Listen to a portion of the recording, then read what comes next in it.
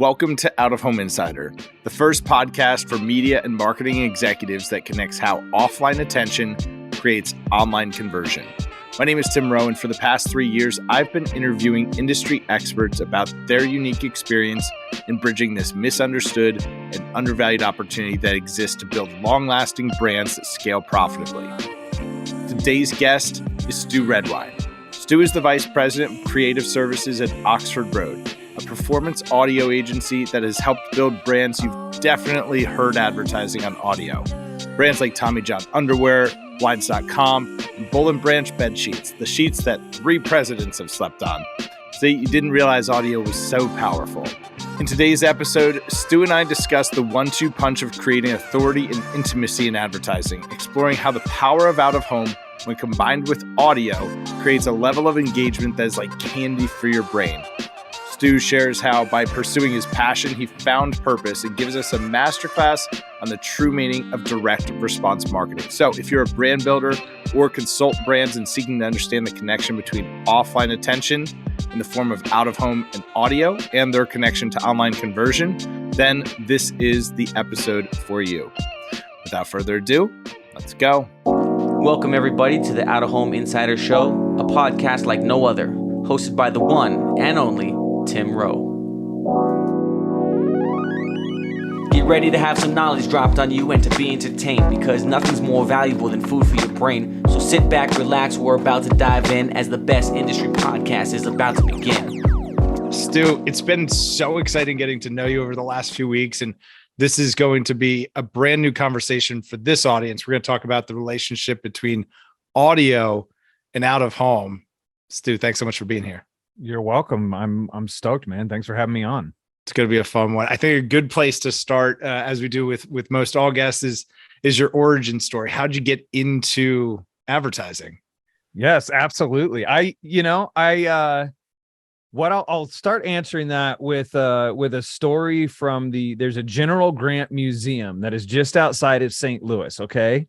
And like most national parks, like museums like these, the guides have this log line, this thing that they say that kind of grounds everything. So if you're at Gettysburg, it's the center of the wheel. Gettysburg is the center of the wheel. And there's, these spokes that come in. So for the General Grant Museum, it's life is what happens to you when you're making other plans. Okay. Ooh, that's good. Okay. So, wow. But here's the thing. If you really, and this is what happened to me when I was there, if you zoom in and you listen to the General Grant story, it's like, well, he joined the military kind of because like, whatever, right? What else am I going to do? And then he gets out and then he goes and works for his father-in-law and is a tanner and like, whatever. And then he just so happens to be alive when the Civil War breaks out and just so happens to have been in the military to get called back up. And it just so happens to have revealed that he's this master tactician. And then Forrest Gump moment, President of the United States. Okay. It's just that easy. So to me, when I heard life is what happens to you when you're making other plans, I translated it to you as life is what happens to you when you're not making any plans. And that's what I connect. I'm like, you know what? I don't think at this point I'm going to end up being president of the United States, but that is the trajectory that's gotten me into advertising or kept me into advertising is, look, I always liked making things and being creative and doing little radio dramas in my bedroom. I remember when I was a kid and doing all these different voices and doing theater. So always leaning towards the arts, creative sides of things. Then I went to school and I was doing theater and doing some video stuff. But none of it was with this like direct, like I'm going to do this. Ended up moving back home. I was in Los Angeles, moving back home where I'm from in Kansas City. And it was like the work that I ended up getting was working on sets, moving around lights and stands because everything's combined back in the Midwest. Mostly it's not divided like grips and electric. So I'm doing that work. And I just so happened to be on direct response television sets. Oh, crazy. Yes. So I look back on that. I'm like, that's interesting. And then I kept kind of doing that. And then one day I look around and I go, these guys that are twice my age are still moving the heavy objects that I'm moving. I'm like, that means in 20 years, I'm going to still have to be lifting sandbags and big cables. I'm like, what's that guy doing? He's at a keyboard. that guy's not, he doesn't seem to have to be lifting anything. I'm like, oh, that's agency. What's an agency? Ooh. And that started that motion. And then I came back out to Los Angeles. I'm freelancing. Some good things happened. It was great doing my own thing and freelancing for Oxford Road, which is where I'm vice president of creative services, where we do performance audio. So in direct response, right? Like I started out, little did I know at the time. And 7 years ago, I'd been doing freelance work with them. And I made the decision to join the team full time. That's made all the difference. And so when I look back, it's like, oh, you were headed towards this. You just didn't know it. So advertising is what happens to you when you're not making any plans. That's my short answer. Well, damn, we could just end the episode there, and that's a hot take, and we could all go apply it. I want to double click into two things there. One quickly, and then the other a little bit deeper. You said you used the words direct response TV set. Yeah. It's 2022. I talked to marketers who refer to direct response as their Google paid ads. And I have a fundamental conflict with that. Can you please, just for anyone that doesn't know what direct response TV set is, can you just tell us what that means? Sure. I mean, if you go back in time, somebody you can look up is Ron Popeil, is a great one, is a master of this space, that in the 1980s and as television and advertising developed, what became a direct response advertisement is a television advertisement, either short form or long form, where the message is making a direct appeal for you to buy now. So the kinds of products that I was working on 20 years ago, a baseball hat with a flashlight in it. And if you call now, we'll double the order and free shipping. Yeah, you'll get two, one for me and one for you. We can get two of those. You know, we could, because we need this, since we've got the same hat and the same headphones. What we need is a headlamp, really. Yeah, we just need the little clicker, and we could do this at night. So that's, well, I mean, funny side note is, because I was on the lighting crew, is like we're shooting a scene. I remember that under a sink, because we'd always shoot in like real home. A lot of times we shoot in real homes, like model homes, and the actors got it and is clicking it. And they're like, yeah, it's not quite bright enough. Stu, get in there with your flashlight. So, I'm right off. Is this false? I don't know. I'll be right there. Yeah. Awesome. Yeah. Oh yeah. So that's ago. It's a direct advertisement on television. Perfect. Infomercials. That's the way. That's a good level set on what a direct response TV set is. Yeah. So performance audio, though, that's something that I think we could probably surmise what that means. But what does that mean? What is performance audio as a marketing channel? What does that mean? Yeah, absolutely. So that's where that led me to. Performance audio is advertising that as a business function is looking to get the same kind of thing, a direct response, getting people to take immediate action or action within an attributable window. I think when I think of it, it's if we are calling them to take action by a specific time, right? So it's somehow tied to an offer, it's somehow tied to a certain date. But in general, it's performance audio is I am going to invest a certain amount of dollars so that we can see directly that it drove a specific amount of traffic and a specific amount of business.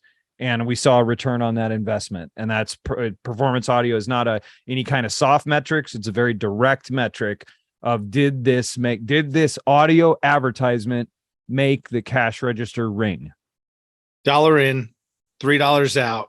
There's no room for obscurity. Did it work? Did it drive sales? Did it make the cash register ring? Like I said, we're talking about like radio ads. So we're talking about audio, spoken word, sometimes a jingle. Like it's just words, right? It's air. That's what we're talking about. Yes, it's like in City Slickers when he said, "We sell air." We sell air. That's it. It is air. It is. Yeah, we're talking about audio. So at Oxford Road, it's streaming, smart speaker, radio, podcast. There's a couple of things that primarily function in audio. And one is a host read ad, a host delivering an advertisement. And those the ones that people respond to, and I think us as listeners of the craft of the art form of the spoken word that we like and enjoy, are intimate and authentic, right? So it's when the host is intimate and authentic. That's one type. It's some sort of live read by the host, or maybe a pre-record by the host where you hear their personality coming through. The other type is going to be any kind of produced spot where, yeah, maybe it has a jingle, maybe it has a slice of life or a dramatized scene, or it has quotes from customers, customer testimonials. And we look, for those, you're trying to cut through and break through. So it needs to be engaging and even entertaining to a degree so that people will pay attention to it and have a positive emotional response to it. But at the end of the day, either one of those, whether you're trying to be entertaining and engaging with a produced spot, or whether you're trying to be intimate and authentic with a live read, when we're talking performance audio, we've got to see that it drives those sales. And there's a clear difference between the two. It sounds like the live read, the host, and when we first connected, Stu, you had such a great line. I wish I could have bottled it in that moment. There's a reason for that. And I think the word you used was the intimacy, the connection between the listener and the host, the person reading it. And right, we're doing this right now. We are in you're in my ears and I'm in your ears and we're in somebody else's ears. But why is that so powerful? Just psychologically, why is that so effective? Well, so visually, it's passive. We can look at something and we react to it, but we can look at a thing and it is what it is. And our brain sees it and goes to our fear center and we process it and friend or foe. And then we can make a decision in our prefrontal cortex. Great. Audio is different. It comes into our brain and we actually have to form it. We have to either ignore it. We're just going to ignore it, or we turn it into a concept in the theater of the mind. We turn it into something visual. So I think it is very, when I think of audio, it's very intimate because there's this transaction that's going on in your own mind. A visual medium, you're looking at it and it's got to either get you or you're going to disregard it. With audio, once it's gone in, there's a two-way street that's going on there. And audio, I think from the beginning of broadcasting, has always been intentional and intimate, right? You're intentionally listening to this person. And if you're I should say it this way, if you're intentionally listening, it is going to be intimate. It has to be. It has to be because of the mechanics of what's going on in your head. If you're not intentionally listening, I'm not going to make the case that it's somehow more intimate than anything else. Perhaps it is. But I think that if you're tuned in, you're listening to that host that you like. I think, like you were telling me, didn't you ran into people that listen to your show? Oh yeah. That was such a trip because I do this from, I live in a little townhouse in Northwest New Jersey. I'm not in a big city, I'm not on Madison Avenue. And I've been doing this actually coming up on 3 years. This episode will probably be out right around the 3-year anniversary. And for the most part, it's been COVID. And I, again, live in rural Northwest New Jersey. So haven't met as many folks from the industry as I would have liked to by this point. I was at an industry conference and it was admittedly, it was a little bit overwhelming at first because it was like, whoa, there's people that listen to this. Like I could see the metrics, I could see the download numbers, right. To connect with the stranger who I've never met before. And like, we have a pre-existing relationship to a degree. Right. And then I have an inherent responsibility to nurture that. It's a very interesting experience for sure. Not something that I was personally prepared for. And when you described it, I was like, oh my gosh, that's exactly what happened. Yeah. I mean, you're in their ear, and I think that in audio, it's not as performative or whatever, with an actor or whatever. I mean, it's them, but it's not them. I think in audio, you're right there talking to them and they feel like they know Tim. And I think actually they do. Yeah. And it's fake. And even just sometimes when I'm talking to guests, and we had this conversation, now we've grown to become friends, I would say, over the last few weeks. But the first conversation is really just so important of, is this going to be a good vibe? Because the environment that I've really taken a lot of care to create for the audience is kind of like, hey, I just bellied up to the bar and I'm eavesdropping on an interesting conversation that's happening right next to me. And that's it. Like it takes thank you. It takes a very particular guest to be comfortable with that, just kind of not knowing exactly where the conversation is going to go. But hey, we're going to have a conversation about this, and it's a little bit of a tightrope walk without the safety line. So it's really it is a powerful channel, and I hear a lot of feedback too from guests that they hear from people interested in doing business with them from the podcast, which is now I'm like 2 and 3 degrees removed, where people are reaching out, people I don't know who've listened to the episode are reaching out directly to the guest to say, hey, I'd like to do business with you based on this conversation that I heard you have. And it's just incredibly powerful. It is. And it continues to grow. And I think, as we've grown, at first, like even getting the outreach on this episode, it's like, well, out of home, like how much? I'm like, I don't know. In general, it's like, yeah, it's advertising and messaging and all that. Always, I could talk about it ad nauseum and learn about it ad nauseum. But the truth is we've continued to grow, and our clients have grown, and we've had the opportunity to advertise products and services we believe in and would use ourselves. Like a few of them are Shopify, Indeed, Tommy John Underwear, blinds.com, NetSuite by Oracle, sure. And one that's near and dear to my heart, and I like in the audio space is moinkbox.com. Moinkbox, love them. Yes, Moinkbox. yeah. And the founder over there, Lucinda, she's incredible, and that's one I'll often mention to people as Moinkbox if they listen to. I'm like, do you listen to Sirius XM? And if they answer yes, then I go, oink oink. I'm just so happy I got moinked.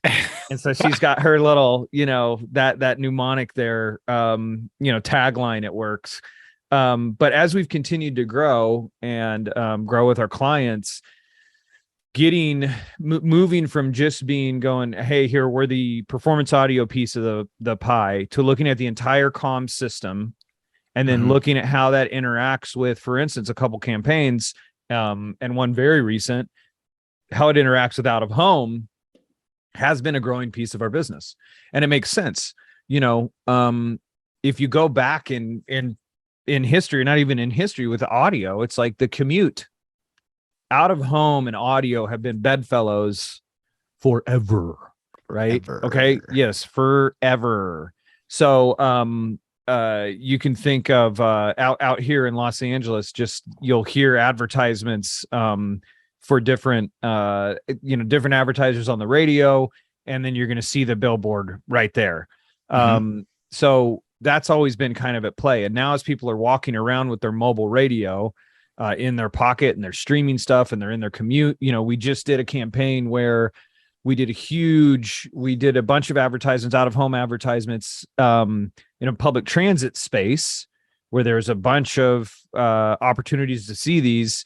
And at the same time, where we've got our audio campaign that's going, and we've had a positive result from that. We've seen from the surveying that we did that had a positive impact on a few different metrics.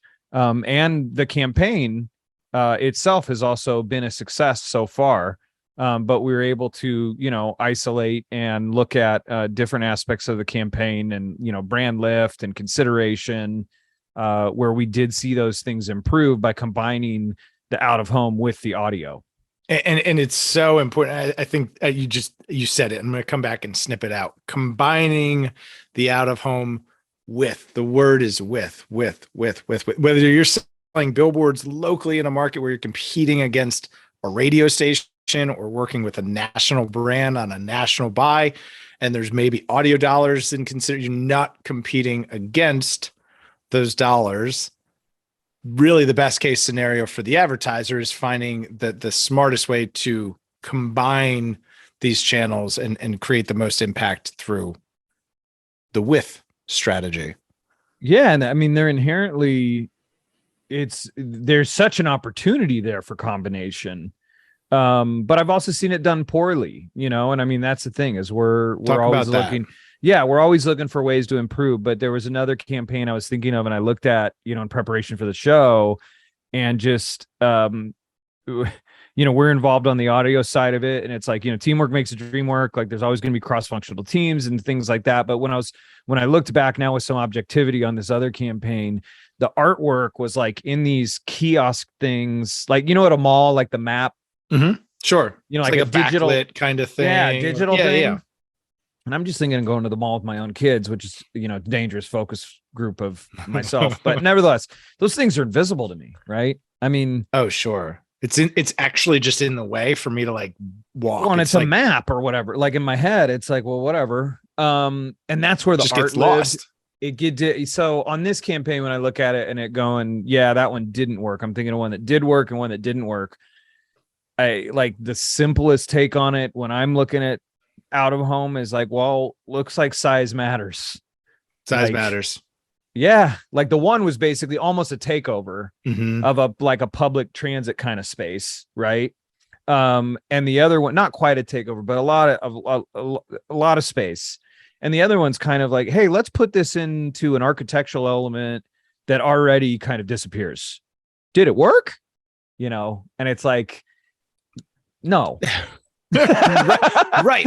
And then unfortunately what happens is then the broad stroke statement of out of home didn't work for me happens. And then we never get an opportunity again. When in reality, it was just that, right? Like maybe the context was wrong, right? Thinking about hey, subway people are standing around. Right? I'm captive. They can't go anywhere. They have to look. Unless they're going to stand there with their eyes closed. They got to look at something, their phone, look around, like a stranger, right? They've got to do that because they're trying to get to where. Well, and they probably have these on. Probably have. I pulled up a statistic earlier. 35. It depends on the commuting method. It was between 35 and 65% of commuters, and this shouldn't surprise anyone. 35 to 65%, depending on the method of transportation, are listening to podcasts or some sort of audio. Yeah, well, sure. Great. So it's right. Like we are natural kind of a no-brainer. Bedfellows. We should be doing more of this. We should be doing more of this. Yeah. So I think what's really interesting about the couple of things there, and maybe we can kind of go into the measurement piece of this, which is performance audio. I've got the direct response element, which is I'm trying to sell more stuff in a given time window. Yep. And also the long-term brand impact, right? All the companies you just listed off, like Tommy John, that is a brand I know exclusively from audio. I don't know that I don't follow them on social. I don't own their product. I know it's a great product. There are lots of folks who love them, but I know that brand because of podcast advertising. And so it's not just sales, it's brand affinity too. It absolutely is. And in fact, I'm not one that even likes setting up, big aha, right? As a particle is a wave is a particle. There are no waves and particles. They're the same thing. So even breaking it down, and we have to break things down into pieces and, have teams and these different things. But it's like, to me, all advertising is Les Binet is fantastic. And he talks about how it's Pavlovian, it's training. So whether or not I need you to do something right now is kind of like, okay, that's interesting. Let's just like put that right here. But for instance, for years, we had the privilege of working with Boll and Branch sheets and got the opportunity to help grow them in audio. Same kind of thing. They're one of these advertisers that saw there's such tremendous opportunity in audio. Slept on by 3 former presidents. Okay, boom, you did it. You already did it. You just did it. Audio. That's the thing. Well, yeah, but that is a piece of the branding and the affinity. You have mental availability already for United States presidents. I have most likely your mental availability for presidents already takes up space, and it's going to be blue chip, right? Sure. Anything a president would use, hopefully if it's not down deep in the basement with a lot of the bipartisan stuff that goes on where it's like, this president's a monster, that president's a monster, like taking a step back from that just to go the U.S. presidency. What kind of sheets do they have? Oh, they have Boll and Branch sheets. Oh, wow. And then the line that you just delivered for years, it's been a couple of years, but for a long time with Boll and Branch on Sirius XM, you could say Boll and Branch and people would say it was great. They'd go, that's the one that like 6 presidents sleep on. I'm like, I don't think there's 6 living presidents. Like, I don't. or whatever it was. So that's the one that all the presidents sleep on. That's and you're like, the official okay. sheet of the White House. Yeah. So my point is making your point. Yeah, that's branding, right? That's the training. That's the Pavlovian piece of it, making that positive association, taking up some mental availability. And then whether or not we need to call them to action it's almost like when you do performance marketing well, the branding comes free. Mm-hmm. I'm looking over at all of my Dan Kennedy books, like stack over here. I was pulling them out yesterday, but it works. I'm the out of home guy rattling off audio ads and brands that I know, and I haven't commuted anywhere in 3 years. So it's clearly effective. How do you prove that to brands that it's working? I'm guessing there's a compound effect to this, right? Where as time goes on and I do more of it, response rate's going to go up and things. But how are you bringing all of that together and showing the brand, okay, you spent this many dollars, here's the impact from your campaign? Yes. The age-old attributed to Wanamaker quote, I know half of my ads are working, I just don't know which half.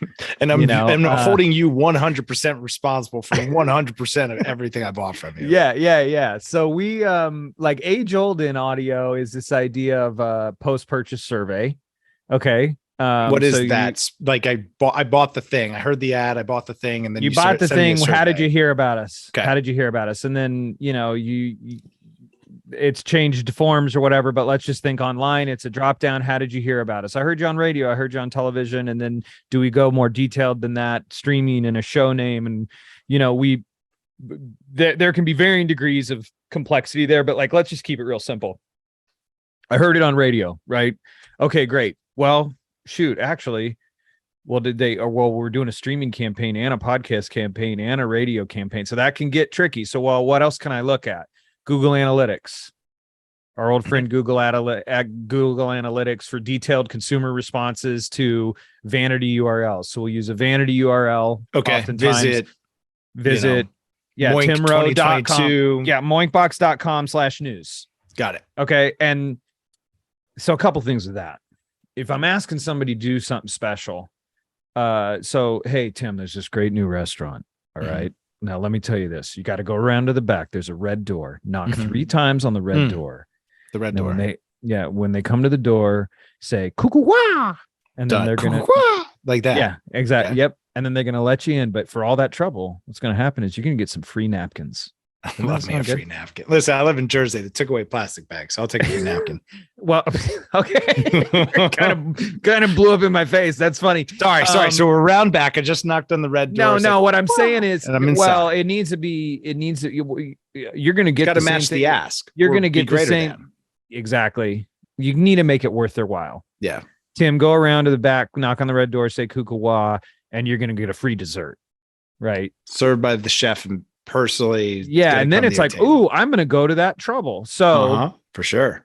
With the vanity URLs, with the post-purchase surveys, we've done, with hundreds of millions of dollars of performance data at Oxford Road, we're able to also apply multipliers to go. We know that if we tell 10 people to go down this special road, and we can see that 2 of them did, based on that campaign, based on our data, based on a lot of it depends, but good, solid, it depends, then we can go, well, we're going to apply a multiple of 3. Well, okay, that's nice. So I've got site performance, I've got post-purchase survey. We also are doing pixel-based attribution, right? So that's where we're using third parties like Pod Sites or ArtSci, and we're seeing the individual consumer response and activity by show.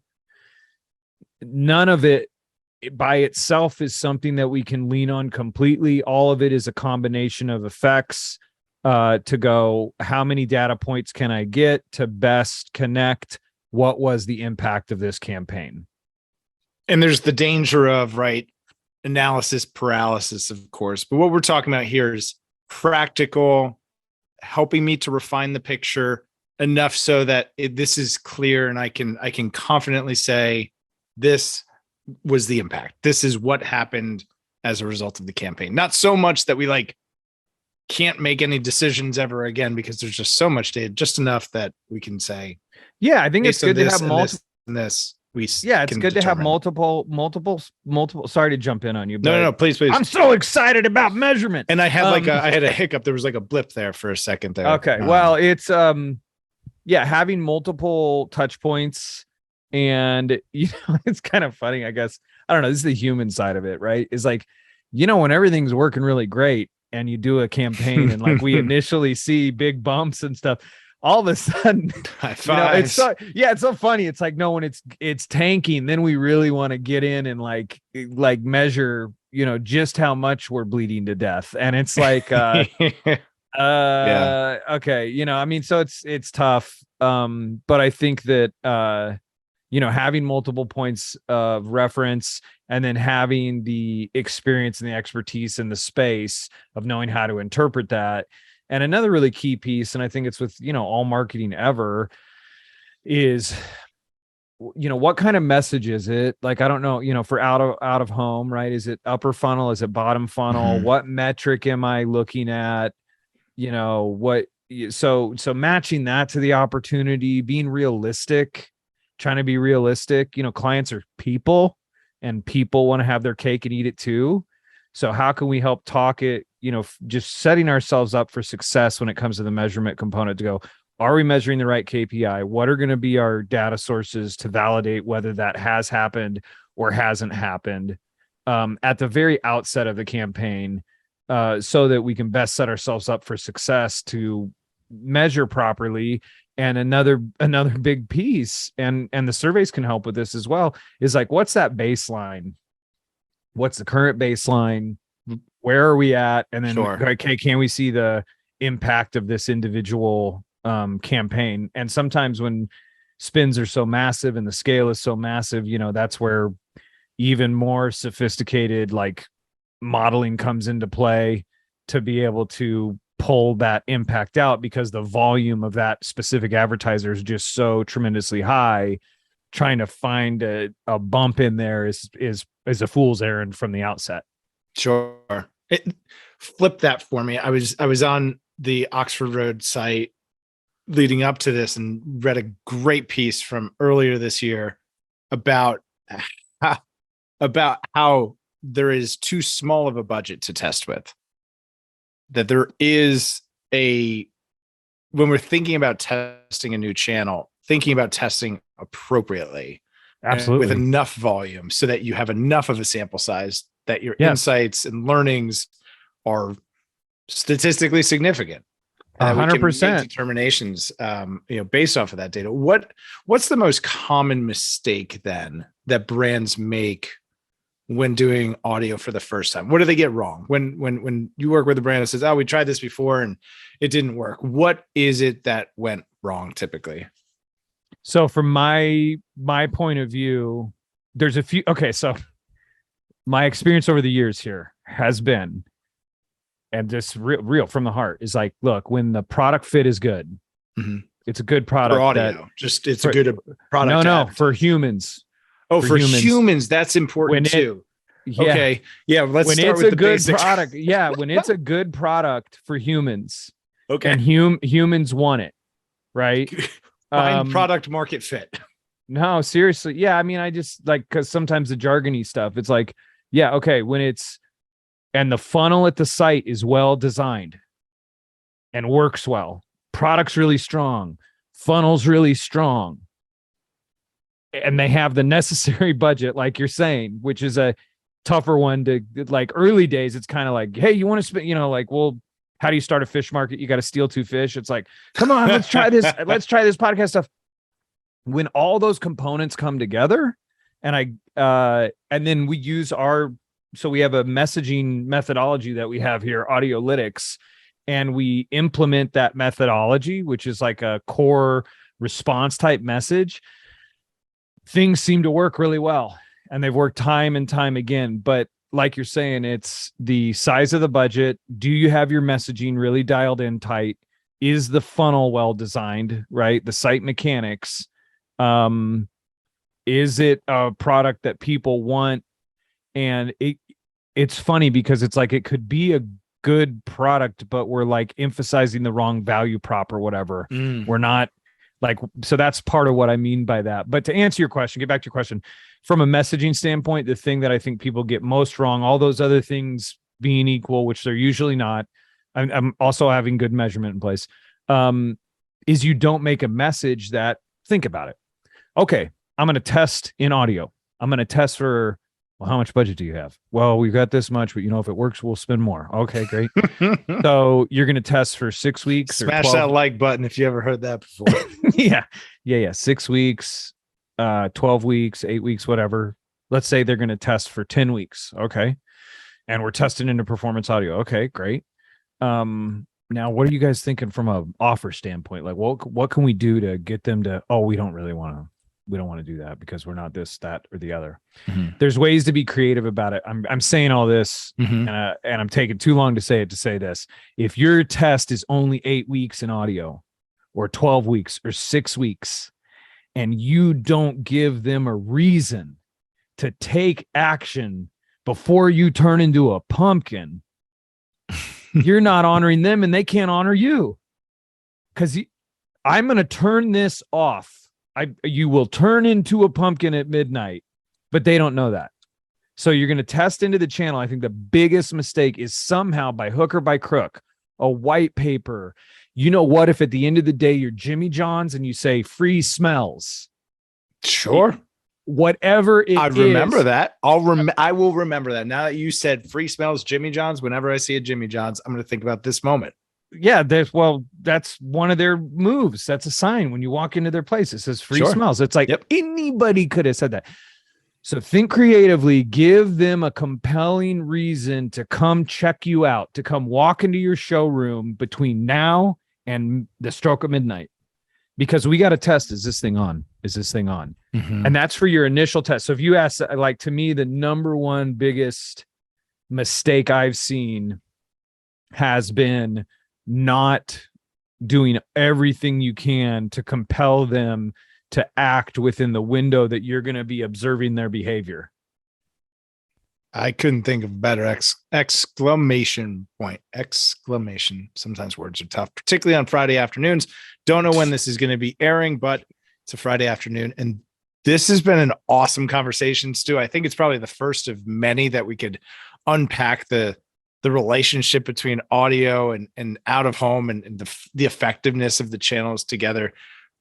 Give folks the Latin long. How do they connect with you? Where do they find more in Oxford Road? You've got a ton of content on there. It's personally been really educational and helpful.